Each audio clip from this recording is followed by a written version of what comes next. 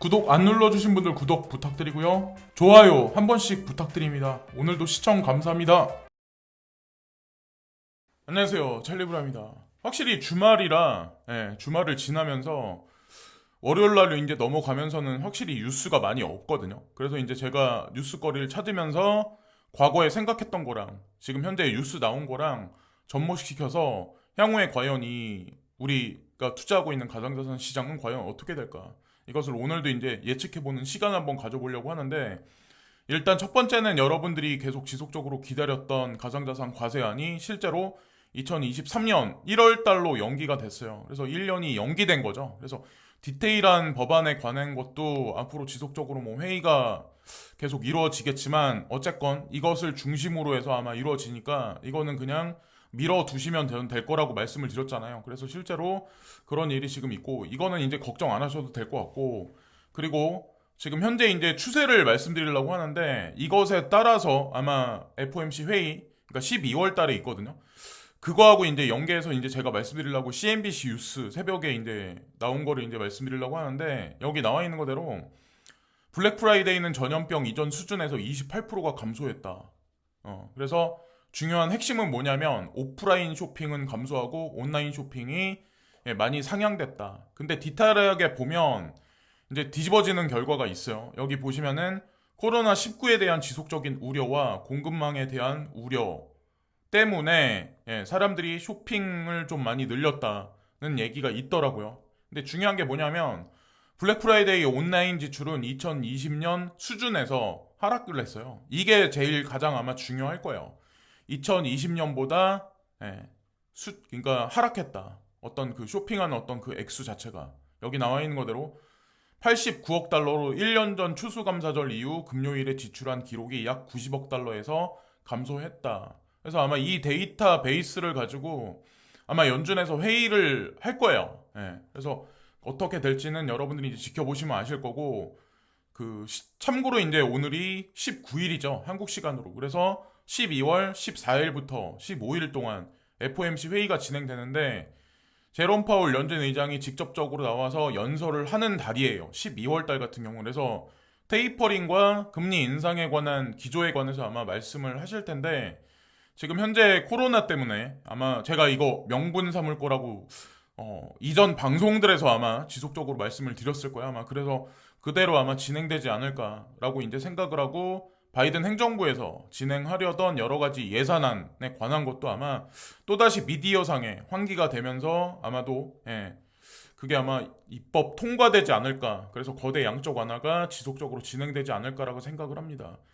만약에 진행되지 않는다라고 하더라도 이미 코로나가 확산되기 때문에 인프라가 회복이 안 돼 있는 상황에서 인플레이션은 지속적으로 올라갈 수밖에 없다라고 이제 저는 그렇게 이제 추론을 하고 싶어요. 그리고 2011년서부터 2021년까지, 자 이거는 뭐 테크 DEV라는 사람인데, 여기다가 이제 리얼비전의 라울팔이라는 분이 하트 표시를 눌렀어요. 그러니까 그 사람 이제 엄청난 사람이거든요. 리얼비전 CEO인 사람이. 근데 여기 보면 이분이 이제 이 차트를 그린 사람이 이제 설명하는 건 뭐냐면, 2011년부터 뭐 지금까지 6번의 펄스 구간이 이제 정고를 찍는 구간이 있었는데, 지금 현재는 정고를 아직까지 찍지를 않았다. 그래서 상승장은 아직까지 남아 있다라는 주장을 펴요. 그러니까 기존에 이 사람은 상승장이 지속적으로 올 거다라고 지속적으로 견해를 계속 폈었어요. 이더리움을 비롯해서 여러 가지 코인들이.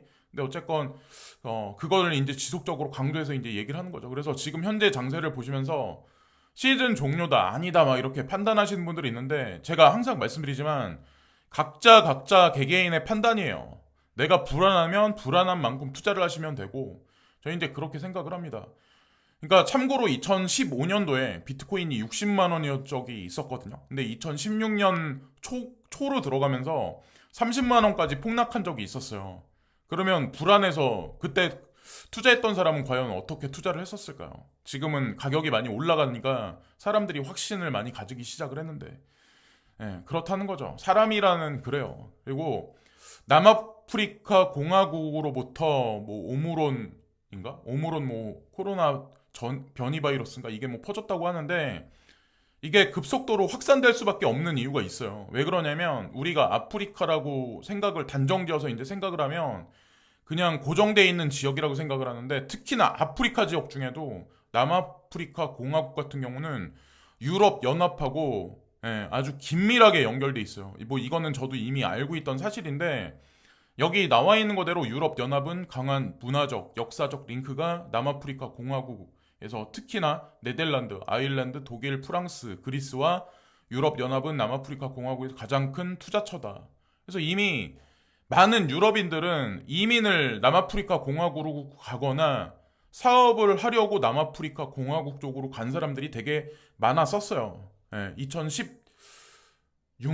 2016년 뭐 그때 이제 제가 알게 된 사실인데, 유럽인을 통해서 알게 된 사실인데, 거기다 이제 투자하려고 하더라고요. 프랑스 사람 같은 경우는 뭐 지사를 거기다 설립한다 뭐 이런 얘기가 있었는데, 실제로 그런 거고, 여기 인종 비율을 보면 흑인 비율이 80.7%고 유색 인종이 8.8, 백인 비율이 7.9%예요. 아시아인이 2.6. 그래서 흑인 외에 거의 20% 가까이 되는 인종이 뭐 있기 때문에, 그리고 남아프리카 공화국을 보시면 여러분들이 생각하는 그냥 이미지라는 게 있잖아요. 남아프리카 공화국이니까 엄청 못 사는 나라, 막 이렇게 발전되지 않은 나라. 근데 일부 지역을 보면 백인들이 뭐 거기다 건축물도 많이 짓고 타운 형성을 해가지고 유럽의 어느 도시에 간 약간 그런 느낌? 그런 느낌을 아마 여행을 가보시면 아마 그렇게 받으실 거예요. 그래서 어쨌건 유럽인들이 많이 이제 진출해서, 그렇기 때문에 당연히 빨리 퍼질 수밖에 없는 게, 아무리 남아프리카 공화국이라고 하더라도 이 사람들이 유럽하고 왕래를 되게 많이 해요. 그러니까 당연히 많이 퍼질 수밖에 없었던 거고, 그리고 또 하나, 이건 그냥 지나가는 얘기로 제가 말씀드리려고 하는데, 간간히 이제 지속적으로 뭐 지진 얘기가 화두가 되고 하는데, 이거는 그냥 묻혔더라고요.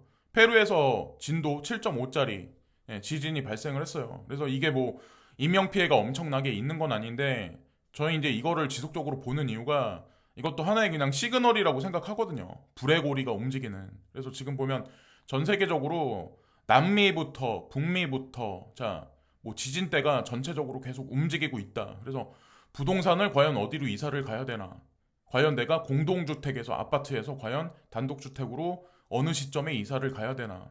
그런 것도 미리미리 데이터를 준비하셔가지고 파악을 한번 해보시는 게 좋고, 특히나 이제 미국에 사시는 분들 같은 경우는 향후 추세에 관해서 한번 고려를 한번, 이동하시는 거에 관해서 뭐 설마라고 이제 생각을 하시는데, 5년을 보시고 10년을 보시고 준비를 하시는 게 제가 보기에는 좋지 않을까라는 생각을 합니다. 자, 그리고 바론스에서 이제 한마디 하는데, 여기 보면 추수감사절 연휴에 미국인 5,340만 명이 여행할 것으로 예측을 했는데, 이는 2020년보다 13% 증가한 수치다. 2005년 이후 단일 연도 최대 증가율입니다. 그러니까 지난주에 그 휴가 시즌이었거든요. 근데 휴가 시즌이기 때문에 얼마나 많은 사람들이 이동을 많이 했을까요?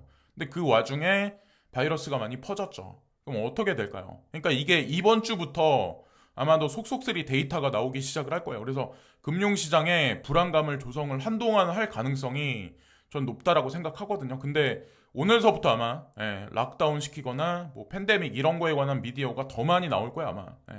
오늘부터, 그러니까 오늘 오후 되면 일을 더 많이 하기 시작을 하니까, 자, 그런 관점으로 보시면 어떨까라는 생각하고, 바이든 대통령이 전략적 비축유 방출은 주로 중국과 인도로 갈 것입니다.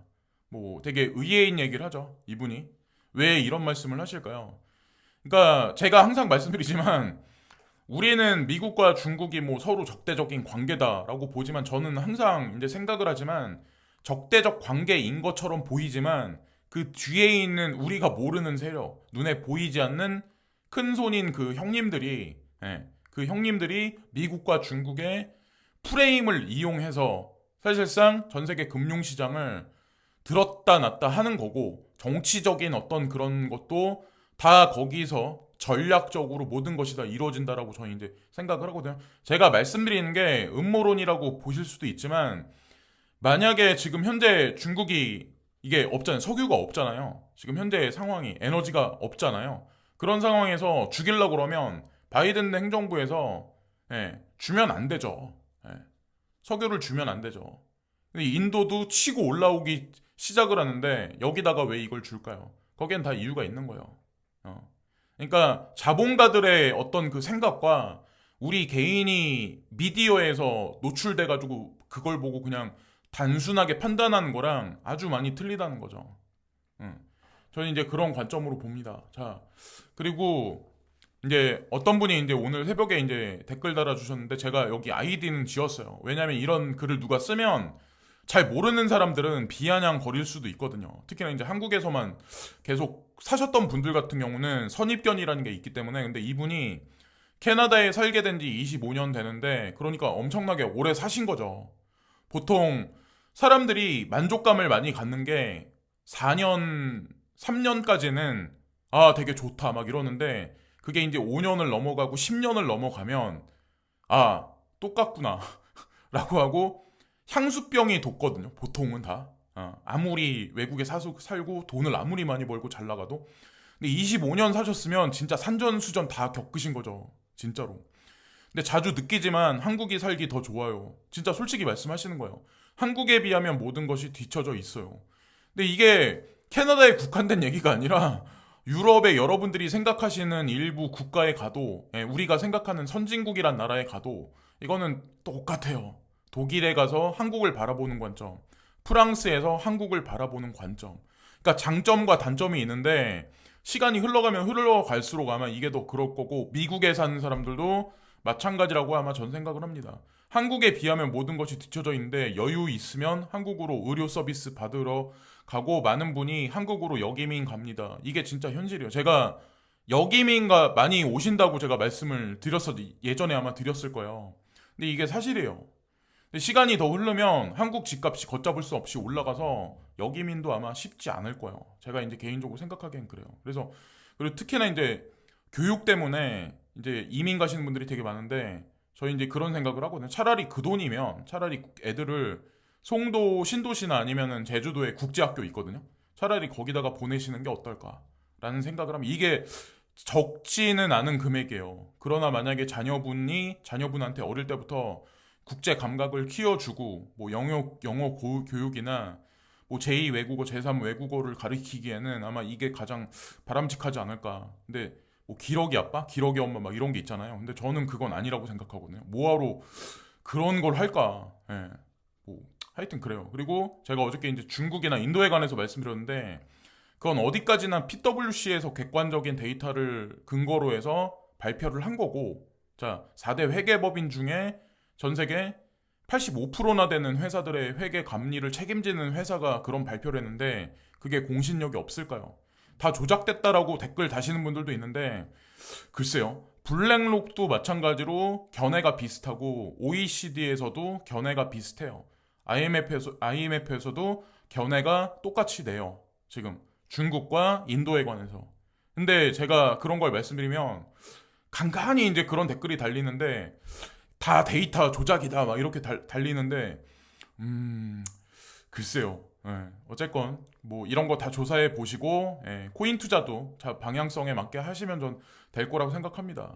저는 가이드만 해드릴 뿐이지. 자 그래서 오늘은 뭐 제가 이제 말씀드린 뭐 오늘 뉴스 핵심 뉴스 몇 가지만 보셔도 대충 12월 14일 날하고 15일 날 FOMC 회의에서 뭐라고 제롬 파월 연준 의장이 말씀하실지 이미 다 아마 여러분들은 예측을 아마 하실 수 있을 거예요. 이미 뭐 금리에 관한 것도 결론이 이미 다 나왔다라고 전 생각합니다. 불안한 어떤 그 지금 현재 투자 시장에서 너무 불안해하지들 마시고 우리는 뭐 거인의 어깨에 타서 그냥 이렇게 방향성대로 잘 나가고 있다. 이런 관점으로 그냥 거시적인 관점으로 보시면 어떨까라는 생각을 합니다. 오늘도 시청해주신 많은 분들께 진심으로 고개 숙여 감사드립니다. 오늘도 감사합니다.